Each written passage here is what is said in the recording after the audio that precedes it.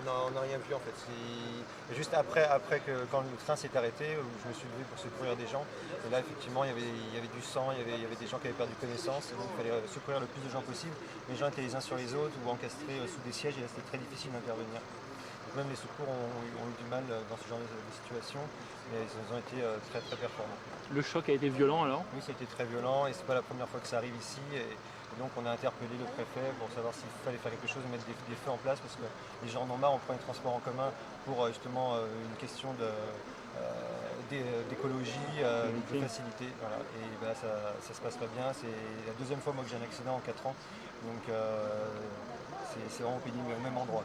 Vous étiez ça dans l'accident qui a eu lieu il y a 4 ans, Oui, il y a dans le 4 ans, train déjà? exactement dans le train, voilà. Donc, c'était beaucoup moins grave et là maintenant c'est beaucoup plus grave cette fois-ci. Donc j'espère que les autorités feront quelque chose, on attend quelque chose de leur part.